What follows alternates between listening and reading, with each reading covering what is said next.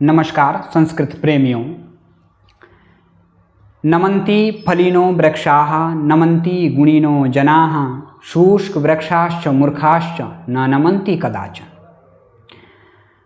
मित्रों, स्वागत है आपका सारथी कोचिंग सेंटर यूट्यूब चैनल पर। मैं तुलसीराम आप लोगों के समक्ष एक और कक्षा लेकर उपस्थित हुआ हूँ। पिछली कक्षा में हमने उच्चारण स्थान के बारे में बात करी थी। उच्चारण स्थान क्या है, किस वर्ण का कौन सा उच्चारण स्थान है, कहाँ से बोला जाएगा, उसी को आगे देखते हुए आज हम कक्षा जो लेकर उपस्थित हुए हैं वो हैं आज प्रयत्न के बारे में। यत्न, जिसे संस्कृत में यत्न कहते हैं।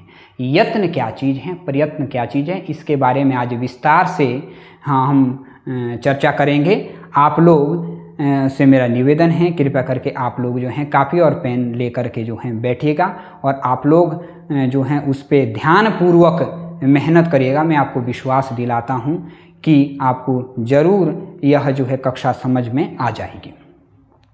तो चलिए, आज का टॉपिक है हमारा यत्न क्या चीज़ है, प्रयत्न, उसके बारे में बात करेंगे बिना देरी करते हुए। आज का हमारा जो टॉपिक है अथ प्रयत्नाः, अथ प्रयत्नाः या यत्नाः, यत्नाः, अथ यत्नाः। मैं अगर आपसे बात करूं कि यत्न क्या चीज़ होता है, यत्न क्या है, प्रयत्न क्या है। देखो, यत्न का मतलब ही प्रयत्न है और प्रयत्न का मतलब है प्रयास करना, मेहनत करना। किसी ना किसी कार्य को करने के लिए मेहनत करनी पड़ती है, प्रयास करना पड़ता है। अब आप कहेंगे कि यहाँ पे प्रयास का क्या मतलब है। जैसे हम अगर अपने दैनिक जीवन में देखें कि हम लोग अगर चलते हैं तो चलने के लिए हमें उठना पड़ता है, उसके लिए मेहनत करनी पड़ती है। अगर गाड़ी हम लोग चलाते हैं तो उसके लिए भी जो गाड़ी की स्टीयरिंग होती है उसको घुमाना पड़ता है, ब्रेक को दबाना पड़ता है, क्लच को छोड़ना पड़ता है, पकड़ना पड़ता है। दूसरी बात, यदि हम अंदर मुख की बात करें, जी हाँ, मुख की बात, तो उसमें अगर हम देखेंगे कि अंदर अगर हमें खाना खाना है तो सबसे पहले खाना ले जाने का जो काम करेगा वो हाथ करेगा मुंह तक पहुंचाने के लिए। तो ये भी यत्न हुआ, एक प्रकार का प्रयत्न हुआ। अंदर मुंह में जब खाना गया तो वहाँ पर भी दांत भी अपना कार्य करेंगे और जीभ भी अपना कार्य करेंगे। तो मुख के अंदर जो जितने उच्चारण स्थान हैं या मुख के अंदर जितने तत्व हैं वो अपना अपना काम करेंगे। तो इसी प्रकार से यत्न का मतलब हुआ प्रयत्न। प्रयत्न और यत्न एक ही चीज़ हैं। प्रयत्न का मतलब ही ये होता है प्रयास या मेहनत। तो चलिए देखते हैं क्या है आज की जो कक्षा है हमारी, वह है यत्न के बारे में। इसकी परिभाषा लिखी है। परिभाषा क्या है?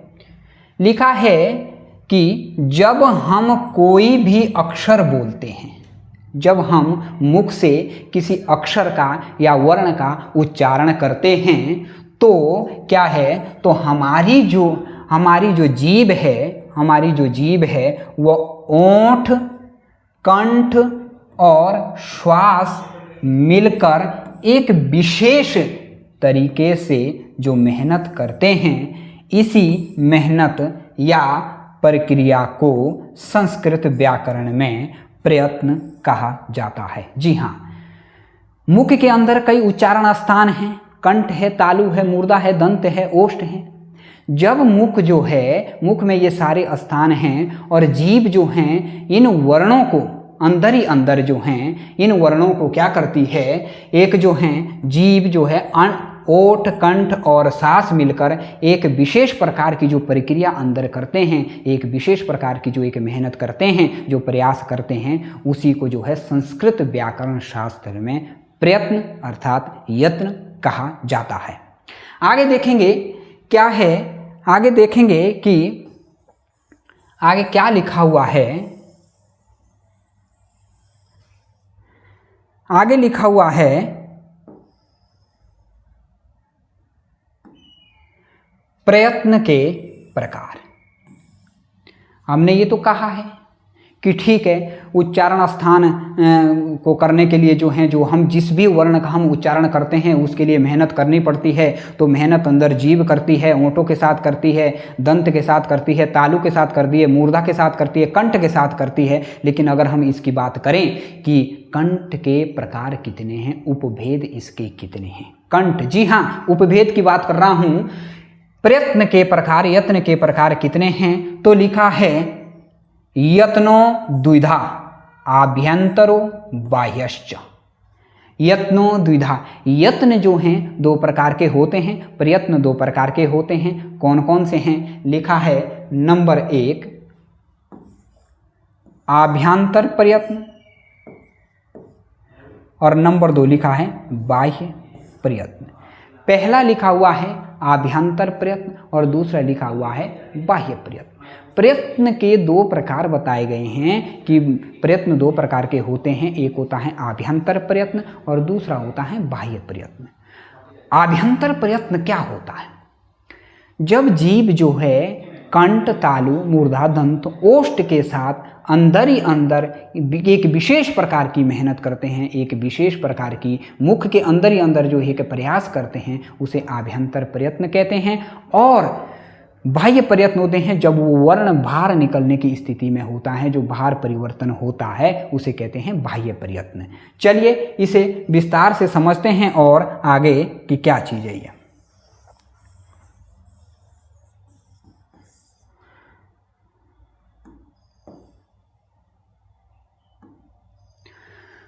दोस्तों, अगर आप लोग सारथी कोचिंग सेंटर यूट्यूब चैनल पर विस्तार से अगर कक्षाएं चाहते हैं किसी भी टॉपिक पर, तो आप लोग जो हैं 9808936634, जी हाँ 9808936634 पर आप संदेश भेजें, कॉल करें, इस पर जो है आप मैसेज भेजें, इस पर आपको कैसी क्लासें लेनी हैं इस पर सभी बताया जाएगा।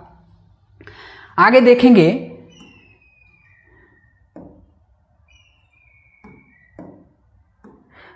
आगे लिखा हुआ है, आगे हैं आभ्यंतर प्रयत्न के प्रकार। हमने पढ़ा था कि प्रयत्न दो प्रकार के होते हैं, आभ्यंतर प्रयत्न और बाह्य प्रयत्न।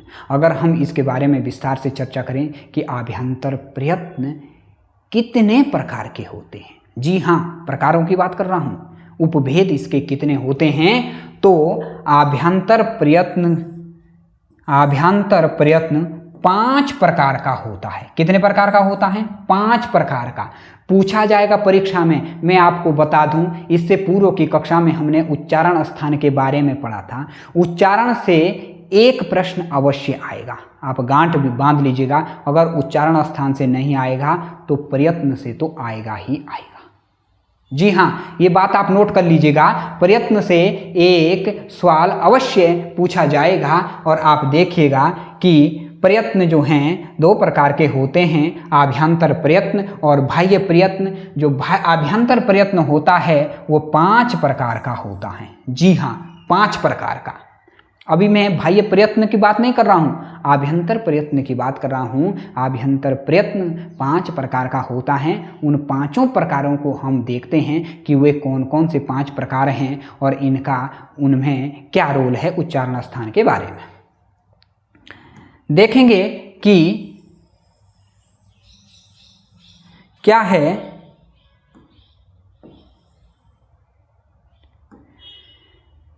पहला है स्पृष्ट प्रयत्न। क्या है? स्पृष्ट प्रयत्न। आप मेरे साथ साथ बोलिए। नंबर 1 पर है स्पृष्ट प्रयत्न। ये आभ्यंतर प्रयत्न का ही एक प्रकार है। स्पृष्ट बोलिए आप, आपको बोलना चाहिए, क्योंकि आपको मास्टर बनना है और मास्टर बोलता है। चुप कौन रहता है? छात्र चुप रहता है, वो सुनता है। आप शिक्षक हैं और शिक्षक बोलता भी है और शिक्षक को बोलना भी चाहिए। तो आप बोलिए स्पृष्ट प्रयत्न। स्पृष्ट प्रयत्न आभ्यंतर प्रयत्न का जो एक प्रकार है स्पृष्ट प्रयत्न। और दूसरा प्रकार है ईषत् स्पृष्ट प्रयत्न।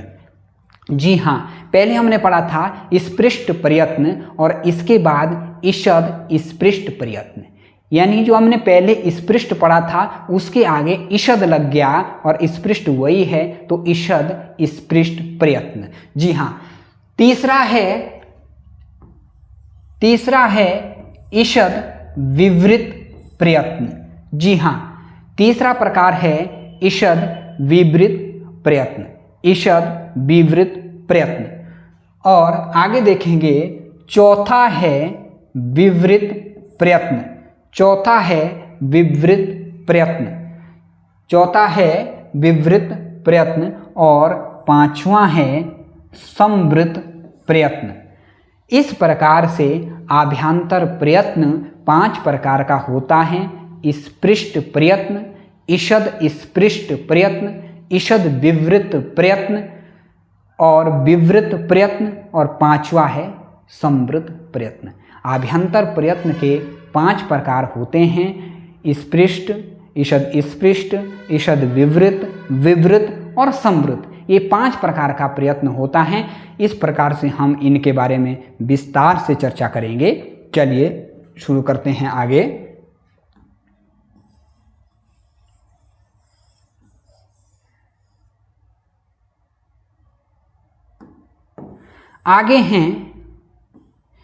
आगे लिखा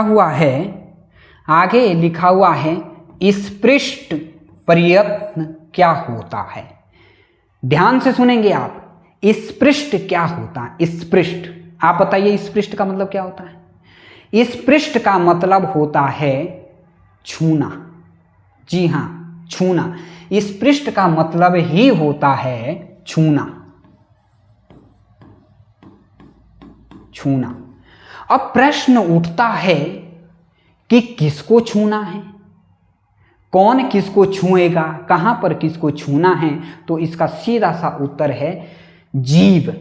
जीव जो है उच्चारण स्थान को छुएगी और उच्चारण स्थान मुख के अंदर है, कंठ है, तालु है, मुर्दा है, दंत है इत्यादि उच्चारण स्थान है।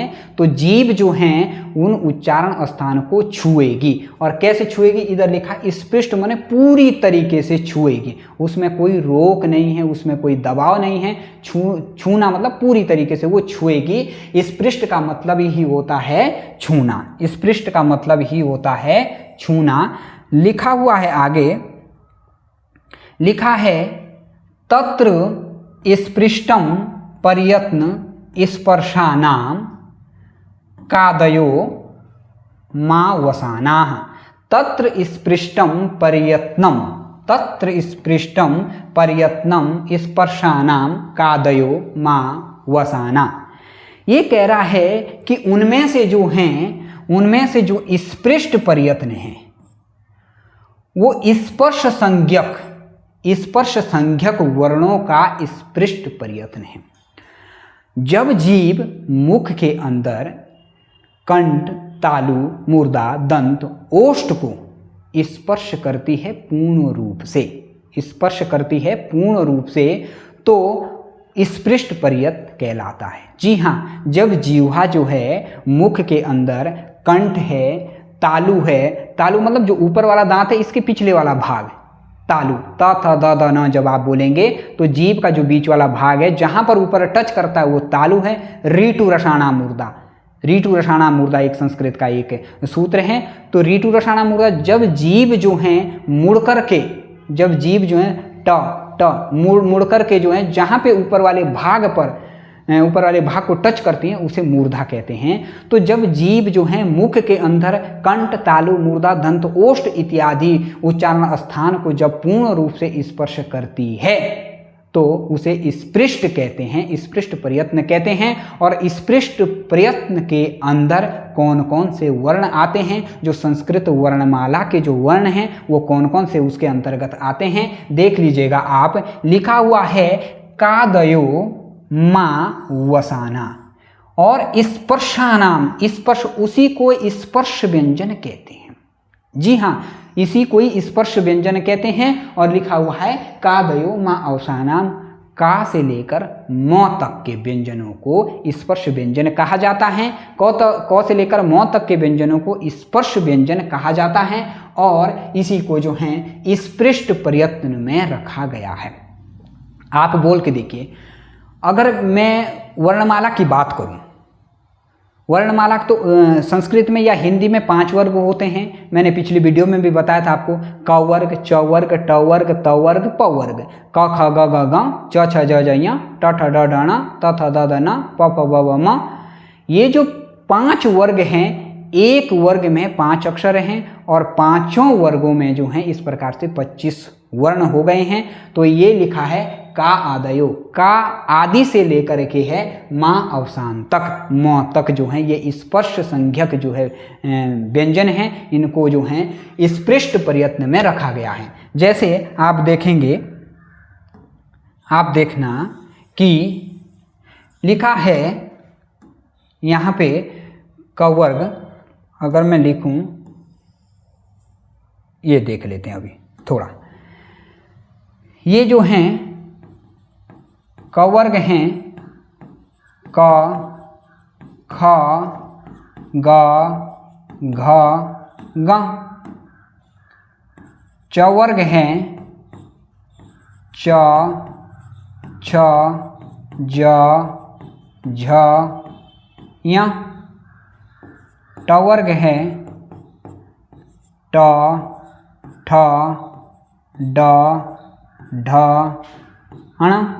त वर्ग है त वर्ग त, थ, द, ध, न। प वर्ग है प, फ, ब, भ, म। ये क्या है? कादयो, क आदि से लेकर के इस क से लेकर के म तक के जो व्यंजन हैं वो स्पृष्ट व्यंजन कहे जाते हैं। पूछा जाएगा परीक्षा में कि च का जो है कौन सा प्रयत्न है, च का कौन सा प्रयत्न है, तो आप बताएंगे च का जो प्रयत्न है वो स्पृष्ट प्रयत्न है। जी हाँ, स्पृष्ट प्रयत्न। इसके अंतर्गत इसमें भी 5 वर्ण हैं, यहाँ पर भी 5 हैं, ये भी 5 हैं, ये भी 5 हैं और ये भी 5 हैं। ये कुल मिलाकर के 25 वर्ण। जी हाँ, 25 वर्ण स्पृष्ट व्यंजन के हो गए हैं। आप देख लीजिएगा, जब आप क, ख, ग, घ, ङ बोलते हैं तो जो कंठ है ये वर्ण यहाँ कंठ से ही निकल रहे हैं। च, छ, ज, झ, य, ये जो आपकी जीभ हैं वो दांत के पिछले वाले भाग तालु को स्पर्श करती है, तालु के स्थान को स्पर्श करती है, उसको छू रही है। और ट वर्ग को देख लीजिए आप, ट, ठ, ड, ढ, ण, ट, ठ, ड, ढ, ण।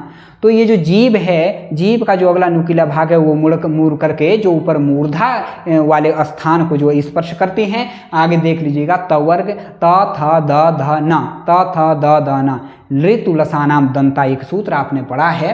तो ये त वर्ग जो है दांत को जो है पूरी तरह जीभ जो है स्पर्श कर रही है, जीभ जो है दांत को पूरी तरीके से स्पर्श कर रही है। मैंने कहा स्पृष्ट जो व्यंजन हैं वो क्या है, जीभ जो है जब अंदर के उच्चारण स्थान को कंठ तालु मूर्धा दंत को पूर्ण रूप से उसको स्पर्श करती हैं, छूती हैं, तो उसको स्पृष्ट व्यंजन कहा जाता है। स्पृष्ट व्यंजन के अंतर्गत यही 25 वर्ण रखे गए हैं।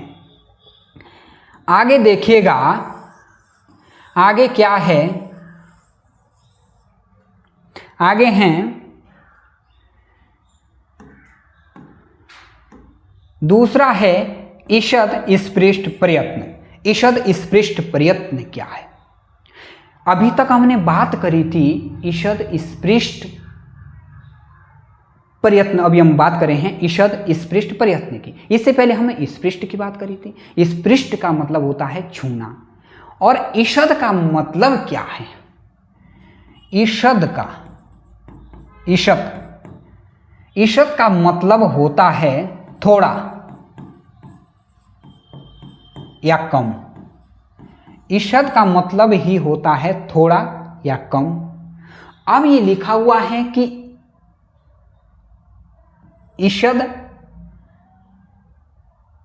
ईषद स्पृष्ट प्रयत्न। ईषद स्पृष्ट प्रयत्न क्या है? ईषद का मतलब ही होता है थोड़ा सा।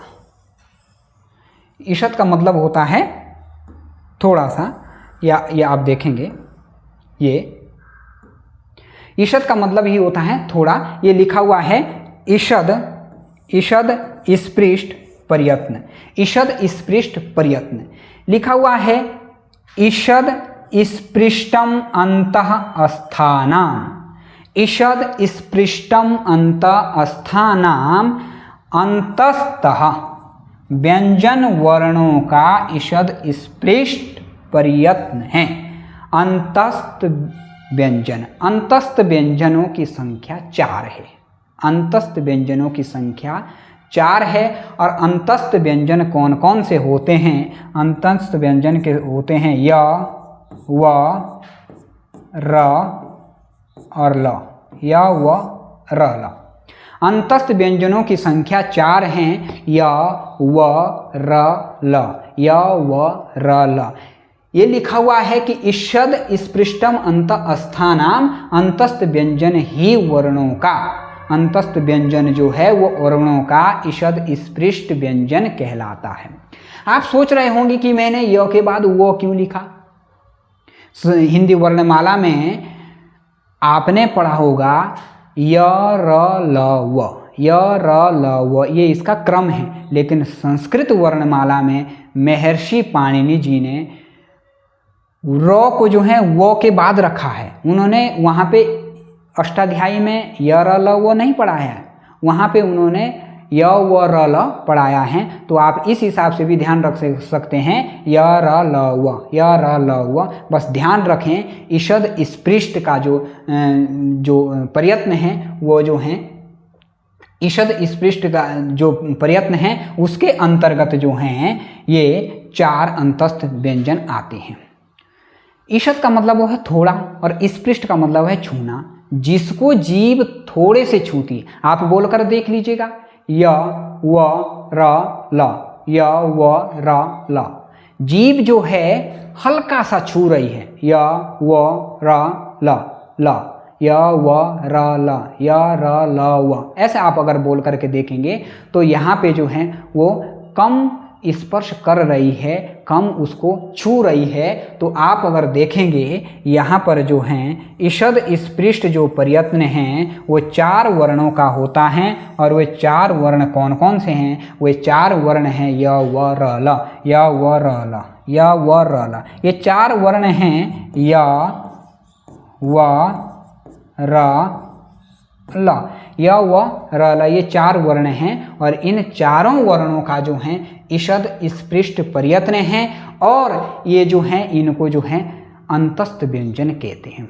परीक्षा में ये भी पूछा जाएगा, 4 वर्ण दे देगा और उसमें से ये भी पूछेगा कि इनमें से कौन सा अंतस्थ व्यंजन है। जी हाँ, ये अंतस्थ व्यंजन इनमें से कौन सा है। तो आपको ध्यान रखना है यही जो हैं 4 अंतस्थ व्यंजन हैं। इसके अलावा कोई आ जाए तो वो किसी अन्य प्रकार के वर्ण हो सकते हैं, उनका जो प्रयत्न हैं वो कोई और हो सकता है। लेकिन इनका जो है इन चारों वर्णों का जो प्रयत्न हैं वो ईषद स्पृष्ट प्रयत्न हैं। आगे देखेंगे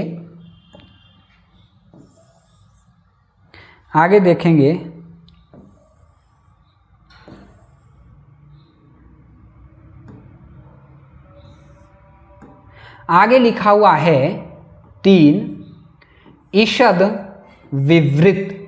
ईषद विवृत। ईषद विवृत क्या है? ईषद विवृतम ऊष्मणाम। ईषद विवृतम ऊष्मणाम। ईषद का मतलब मैंने आपको बताया था थोड़ा सा या कम, और विवृत का मतलब होता है खुला हुआ, छूना नहीं। छूना तो स्पृष्ट का मतलब था, अब विवृत आ गया है। ईषद विवृतम ऊष्मणाम लिखा हुआ है, ईषद विवृतम ऊष्मणाम। ये क्या करता है ईषद विवृत ऊष्मणाम? इसमें जब इन वर्णों का जब उच्चारण होता है तो इसमें हल्का सा मुंह या थोड़ा सा मुंह खुला हुआ रहता है। जी हाँ, मुंह की जो स्थिति है वो थोड़ा सा खुले रहने की स्थिति में मुंह जो है रहता है। और ऊष्म वर्ण ये क्या करती हैं, जब इन वर्णों को हम बोलते हैं तो इन वर्णों को बोलते समय जो हवा है वो रगड़ खाकर निकलती है। जी हाँ, घर्षण होता है उसमें, ऊष्म होती है उसमें, गर्म हवा सी होती है उसमें। तो ऐसा देख लीजिए, ईषद विवृतम ऊष्मणाम, ईषद विवृतम ऊष्मणाम, ये कौन से वर्ण हैं? ये है श,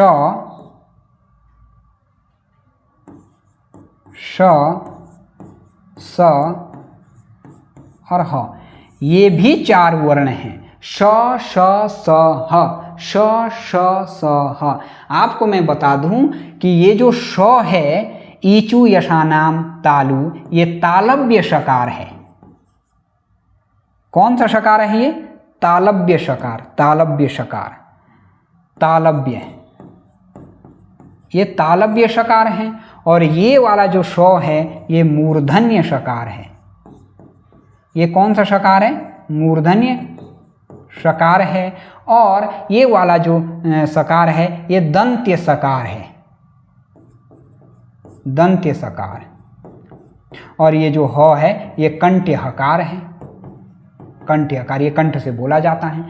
ये 4 वर्ण जो है, श, जो ईचु यशानाम तालु, जिसका उच्चारण स्थान है, जो तालव्य शकार है, और रीटु रसानाम मूर्धा, रीटु रसानाम मूर्धा, और ये जो मूर्धन्य शकार है, और लृतु लसानाम दंता, और ये जो दंत्य सकार है, और ये जो हकार है अकुह विसर्जनीयानाम कंठा, ये जो हकार है इसका जो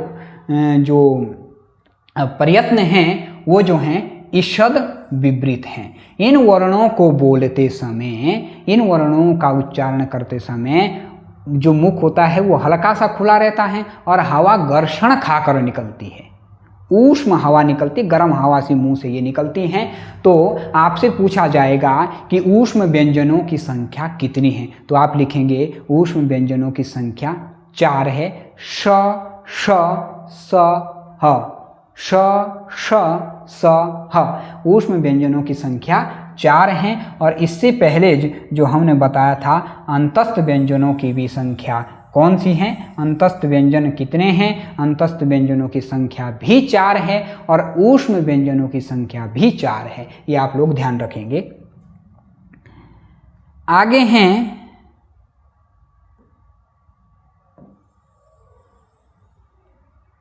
आगे देखेंगे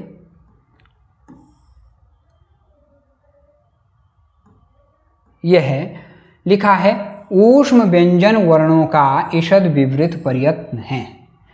ऊष्म व्यंजन वर्णों का ईषद विवृत प्रयत्न होता है। ईषद विवृत, ईषद विवृत ध्यान रखिएगा। अंतस्थ जो व्यंजन होते हैं उसका ईषद स्पृष्ट प्रयत्न है। जी हाँ, ईषद स्पृष्ट प्रयत्न। और जो ऊष्म व्यंजन है उसका ईषद विवृत प्रयत्न है, ईषद विवृत प्रयत्न है। देखो आगे देखिए, 4 है विवृतम स्वराणाम, चौथा है विवृतम स्वराणाम, विवृतम स्वराणाम। प्रयत्न जो हैं आभ्यंतर प्रयत्न 5 प्रकार के होते हैं। स्पृष्ट प्रयत्न, ईषद स्पृष्ट प्रयत्न, ईषद विवृत प्रयत्न और चौथा है विवृत प्रयत्न। लिखा हुआ है विवृतम स्वराणाम, सभी अचों का, अच में कह रहा हूं तो संस्कृत में जो हैं स्वर को अच कहते हैं।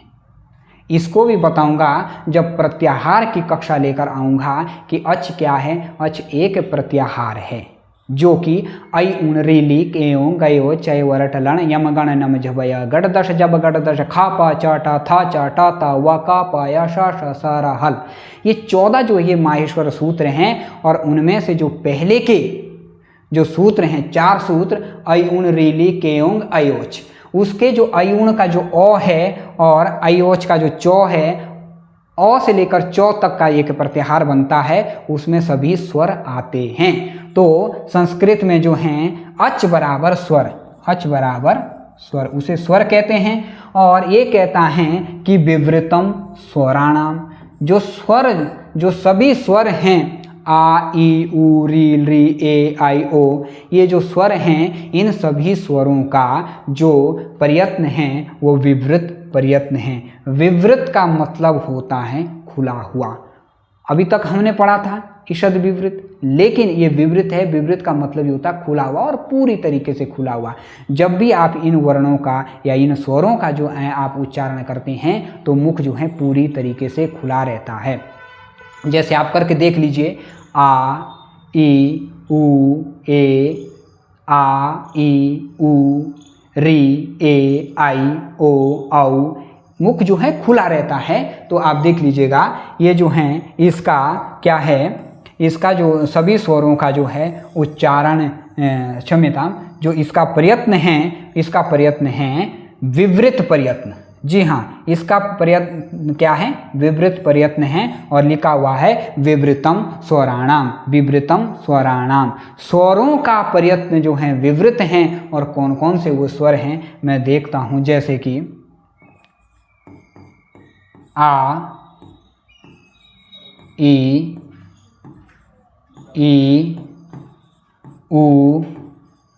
उ री ए आई ओ और औ। ये जो सभी स्वर हैं, ये जो सभी स्वर हैं, इन सभी स्वरों का जो प्रयत्न है वो विवृत प्रयत्न है। सभी स्वरों का विवृत प्रयत्न है। और लिखा हुआ है आ ई उ री ए आई ओ औ, ये सभी स्वरों का जो प्रयत्न है वो विवृत प्रयत्न है। आगे देखेंगे, लिखा हुआ है कि विवृतम स्वराणाम, सभी स्वरों का विवृत प्रयत्न होता है। सभी स्वरों का विवृत प्रयत्न होता है। जैसे आ ई उ री ए आई ओ औ, इन सभी स्वरों का जो प्रयत्न है वो विवृत प्रयत्न है। अंतिम अगर हम बात करें, अंतिम प्रयत्न क्या है, अंतिम प्रयत्न क्या है, अंतिम प्रयत्न है, अंतिम प्रयत्न है संवृत प्रयत्न। जी हाँ, पांचवा है संवृत प्रयत्न। संवृत प्रयत्न लिखा हुआ है हरस्वस्यावर्णस्य प्रयोगे संवृतम।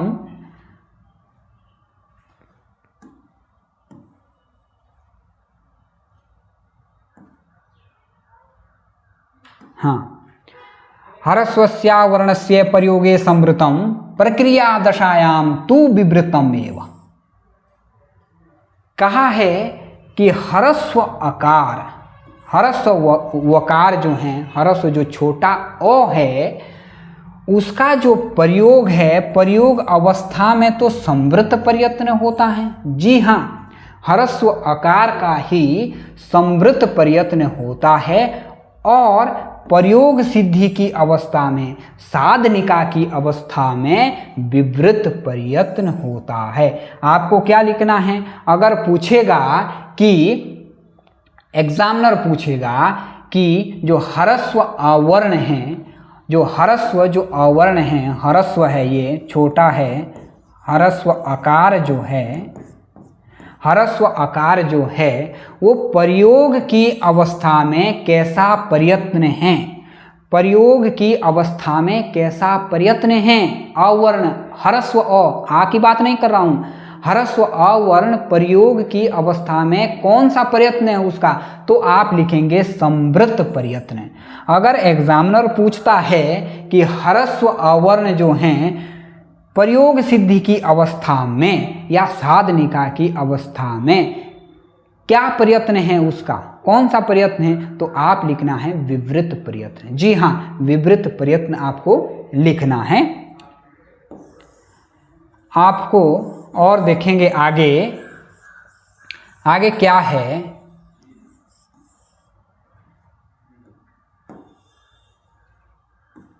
आगे हैं दिया है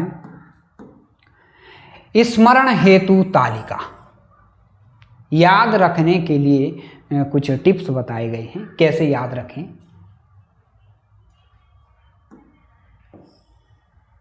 स्मरण हेतु तालिका क्या है? स्मरण हेतु तालिका देखेंगे, लिखा हुआ है प्रकार। जब आप इन वर्णों का प्रयत्न करेंगे तो मुंह अथवा जीभ की स्थिति कैसे रहेगी, कौन से अक्षर हैं वो, कौन से किस प्रयत्न के अंतर्गत आते हैं। लिखा है स्पृष्ट प्रयत्न। स्पृष्ट प्रयत्न माने छूना। स्पृष्ट का मतलब है छूना, पूरी तरीके से छूती है। तो जीभ का पूर्ण रूप से स्पर्श, जीभ पूर्ण रूप से स्पर्श करती है। प्रश्न उठेगा किसको स्पर्श करती है, तो उत्तर मिलेगा उच्चारण स्थान।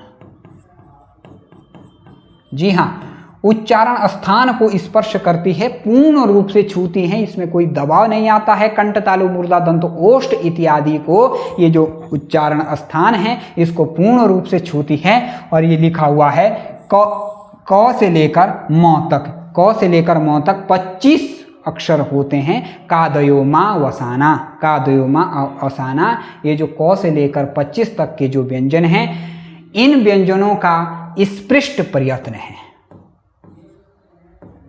इन व्यंजनों का स्पृष्ट प्रयत्न है और जीभ की स्थिति उस समय रहेगी, ये पूर्ण रूप से स्पर्श करेगी उच्चारण स्थान को। जब आप कंठ के वर्ण बोलेंगे क ख ग घ च छ ज आप बोलेंगे तो जीभ जो है पूर्ण रूप से जो है तालु को छुएगी। ट ठ ड बोलेंगे तो ये जो वर्ण हैं ये पूर्ण रूप से जो है मूर्धा जो स्थान है, उच्चारण स्थान, उसको स्पर्श करेगी।